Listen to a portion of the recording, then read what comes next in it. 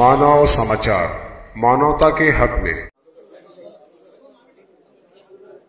मी केंद्र सरकारचे आभार मानतो की आमच्या मागणीला प्रतिसाद देत केंद्र सरकारने कांद्यावरची 20% एक्सपोर्ट ड्यूटी जी लावली होती ती काल रद्द केलेली आहे। त्यामुळे निश्चितपणे महाराष्ट्रातला कांदा उत्पादक शेतकरी आणि विशेषतः नाशिक, नगर, पुणे हे जे आता आपलं कांद्याचं हब आहे या भागातला जो शेतकरी आहे आणि अर्थातच तद्वत व्यापारी आहे या सगळ्यांना याचा मोठा फायदा होणार आहे। आणि म्हणून ही मागणी केंद्र सरकारने मान्य केल्याबद्दल माननीय देशाचे पंतप्रधान नरेंद्र मोदीजी, आमचे कॉमर्स मिनिस्टर आणि या समितीचे अध्यक्ष अमित शहा यांचे मी मनापासून आभार मानतो। आणि यापुढेही कांदा उत्पादक शेतकऱ्याला ज्या ज्या प्रकारे मदत करता येईल ती मदत राज्य सरकार करतच राहील। आज मी त्र्यंबकेश्वरला जाऊन त्या ठिकाणी दर्शन देखील घेतलेलं आहे, पाहणी केली आहे, कुशावर्त तीर्थाची पाहणी केलेली आहे आणि त्र्यंबकेश्वरचा एक विकास आराखडा ज्याला अलीकडच्या भाषेत कॉरिडॉर म्हणतात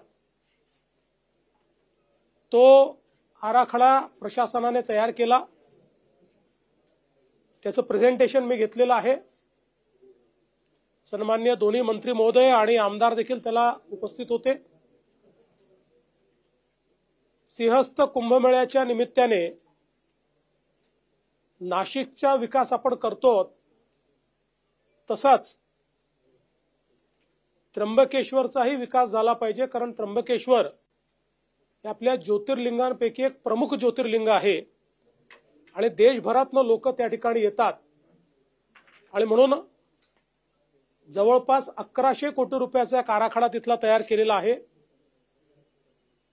त्याचे 2 टप्पे आम्ही करतो।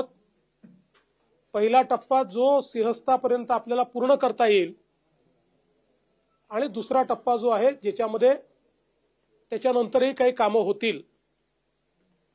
याच्यामध्ये दर्शनाकरता कॉरिडॉर तयार करणं असेल, पार्किंगची व्यवस्था असेल, त्या ठिकाणी शौचालयांची व्यवस्था असेल, आपले जे तिथले वेगवेगळे कुंड आहेत, म्हणजे कुशावर्त एक आहेच पण अजून काही कुंड आहेत, या सगळ्या कुंडांचं रेस्टोरेशन, तिथल्या काही प्रमुख जी मंदिर आहेत त्याचं रेस्टोरेशन आणि ASIच्या मदतीनं प्रत्यक्ष जे मंदिर आहे त्याच्यामध्येही खूप रेस्टोरेशनची गरज नाही, पण जी काही आवश्यकता आहे आणि अनेक वेगवेगळ्या प्रकारच्या सोयी या तयार करणं, यासोबत त्याचा एक भाग म्हणून आपल्याला माहिती आहे की मागे ब्रह्मगिरी आहे आणि हा सगळा परिसर अतिशय सुंदर आहे। त्यामुळे या ठिकाणी नॅचरल ट्रेल्स तयार करायच्या, अशा प्रकारचा देखील प्रयत्न या आराखड्याच्या माध्यमातून करण्यात येणार आहे। मी प्रशासनाला सांगितलेलं आहे की त्यांनी पुढच्या तयारीला लागावं। लवकरच आम्ही हा प्रस्ताव हाय पॉवर कमिटी आणि मग त्याच्यानंतर मुख्यमंत्री कमिटीकडे नेऊ आणि त्याला मान्यता देऊ। नाशिकमधली देखील जी कामं आहेत त्यालाही आम्ही मान्यता दिलेली आहे। जवळपास मला असं वाटतं 15 पूल, किती पूल आहेत? 11 पूल आपण त्या ठिकाणी बांधतो। रस्त्याचं एक मोठं जाळं आपण तयार करतो आहोत। आपला जो काही ज्या ठिकाणी खरं म्हणजे आपलं साधुग्राम तयार होतं ती सगळी जागा आपण ॲक्वायर करतो, त्याचाही विकास आपण करतो आहोत। घाटांमध्ये नवीन सोयी सुविधा करतो आणि काही घाट देखील वाढवतो आणि सगळ्यात महत्त्वाचं या ठिकाणी STPचं जाळं तयार करून पाणी शुद्ध राहिलं पाहिजे या दृष्टीनं एक आराखडा तयार केलाय आणि कुठल्याही परिस्थितीत सिंहस्थाच्या आधी त्याचं काम पूर्ण करायचं असं एक अँबिशियस अशा प्रकारचा प्लॅन हा आपण तयार केलेला आहे. एकूणच जर आपण बघितलं तर खूप मोठ्या प्रमाणात या सगळ्या कामाला निधी लागणार आहे. पण आम्ही राज्य सरकार म्हणून मी असेल, आमचे शिंदे साहेब असतील किंवा अजितदादा असतील, आम्ही तिघांनी हा निर्णय घेतलाय की याला कुठल्याही निधीची कमतरता पडू द्यायची नाही. त्यामुळे त्याला आवश्यक तो सगळा निधी हा आम्ही उपलब्ध करून देणार आहोत. सगळ्यात वॉरफुटिंगवर एक विषय जो येतोय तो म्हणजे गोदावरीच्या प्रदूषणाचा. कारण शहरातलं सिवेजचं जे पाणी आहे ते थेट गोदावरीत जात आहे. त्या अनुषंगानं खूप महत्वाचं म्हणूनच सगळ्यात पहिल्यांदा तेच काम हातामध्ये घेतलेलं आहे. त्याच्यामध्ये RFQ ऑलरेडी झालेला आहे.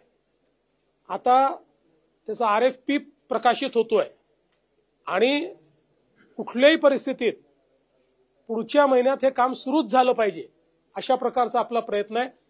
ज्याच्यामुळे मध्ये केवळ आपण जे पाणी कॅप्चर करतोय तेच नाही तर 24 नाल्यांचं पाणी देखील कॅप्चर करून तेही STP पर्यंत नेण्याचा प्लॅन आपण तयार केलेला आहे. त्यामुळे एकूणच एक समग्र अशा प्रकारचा प्लॅन आपण तयार केलेला आहे.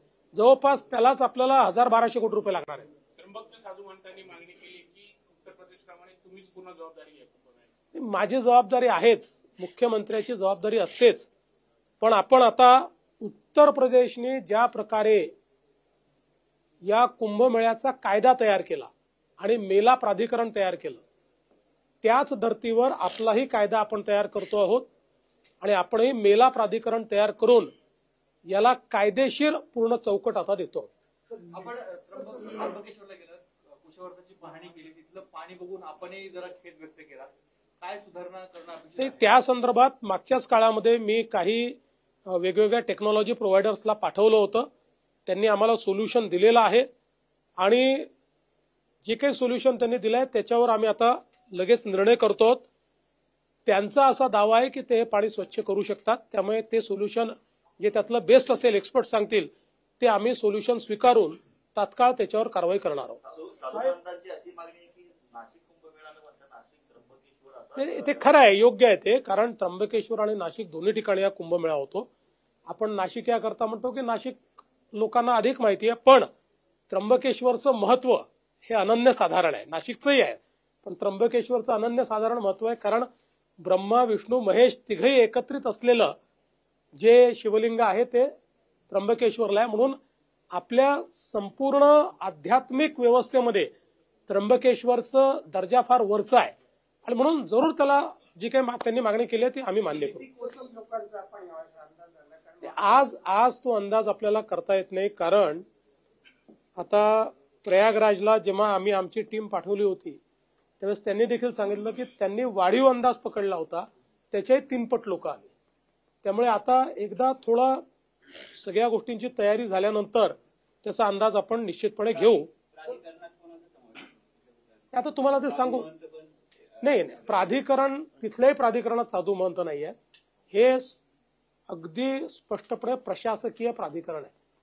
कारण तुम्ही जर प्रोफेशनली कुंभमेळा मॅनेज केला नाही आणि जर दुप्पट तिप्पट गर्दी आली तर इथे अडचणी होऊ शकतात. त्यामुळे हे प्राधिकरण हे मॅनेजमेंटचं प्राधिकरण आहे, हे अध्यात्माचं नाहीये. अध्यात्माची बाजू हे साधू संत सांभाळतील, पण प्रशासनाची बाजू, मॅनेजमेंटची बाजू, व्यवस्थापनाची बाजू आणि व्यवस्थेची बाजू हे मेळा प्राधिकरण सांभाळेल. आज मैं सबसे पहले भारत सरकार का आभार व्यक्त करता हूं कि भारत सरकार ने महाराष्ट्र सरकार की जो मांग थी प्याज के ऊपर जो 20% एक्सपोर्ट ड्यूटी लगाई थी उसको कल ही भारत सरकार ने वापस लिया है. इसके कारण हमारे प्याज के जो किसान हैं उनको उसका बहुत फायदा होगा. इसलिए मैं केंद्र सरकार का बहुत आभार व्यक्त करता हूं. हम सभी लोग जानते हैं कि 2027 में महाराष्ट्र के नासिक और त्र्यंबकेश्वर में सिंहस्थ महाकुंभ का आयोजन होगा. इस आयोजन की दृष्टि से हम लोग लगातार बैठकें कर रहे हैं. नासिक में क्या करने की आवश्यकता है इसका एक मास्टर प्लान हमने तैयार किया था जिसको हमने पिछले ही समय मान्यता दी है. उसके काम भी हम चालू कर रहे हैं. जिसमें बड़े पैमाने पर यहाँ पर पानी साफ हो, इस दृष्टि से एसटीपी की व्यवस्था हो, रास्तों की व्यवस्था हो, ब्रिजेस की व्यवस्था हो, साधुग्राम की जो जगह है उसको अधिग्रहित करके वहां पर सारी व्यवस्थाएं खड़ी करनी हो, ये सारी व्यवस्थाएं हम लोग कर रहे हैं। साथ साथ त्र्यंबकेश्वर में भी, क्योंकि हम जानते हैं त्र्यंबकेश्वर ये हमारा एक बहुत महत्वपूर्ण ज्योतिर्लिंग है और ज्योतिर्लिंगों में भी इसकी जो इसका स्थान है वो बहुत ऊंचा माना जाता है। इसलिए त्र्यंबकेश्वर के विकास का भी हम लोगों ने प्रावधान किया है। 1100 करोड़ रुपए का इसका प्लान हमने तैयार किया है, जिसमें वहां के अलग अलग कुंडों का भी विकास होगा, वहां पर नदी का भी विकास होगा, वहां पर बाकी भी लोग दर्शन के लिए आते हैं तो उसके लिए सारी व्यवस्थाएं हम लोग खड़ी करेंगे और हर प्रकार की व्यवस्थाओं को वहां पर कायम करने का निर्णय हमने लिया हुआ है। और इस काम को हम लोग 2 हिस्सों में बांटेंगे, एक जो 2027 तक हमको कंप्लीट करना है और दूसरा हिस्सा 2028-29 तक कंप्लीट होगा। तो इस दृष्टि से ये सारे प्लान्स को हमने तैयार किया है। हम लोग ये मानते हैं कि जिस प्रकार से प्रयागराज में जो प्लानिंग हुआ था उससे ज्यादा लोग वहां पर आए, वैसे ही अपेक्षित है कि यहाँ पर भी ज्यादा लोग आएंगे। इसलिए हम लोगों ने अब यहाँ पर मेला प्राधिकरण का कानून बनाने का तय किया है। वो कानून जल्दी हम लोग, अगर संभव होगा तो इसी असेंबली में हम लोग उसको लाना चाह रहे हैं या फिर उसके बाद हम लोग उसको करेंगे, ताकि प्रशासन की दृष्टि से सारे अधिकार मेला प्राधिकरण को हो और मेला प्राधिकरण इस कुंभ मेले को ठीक से आयोजित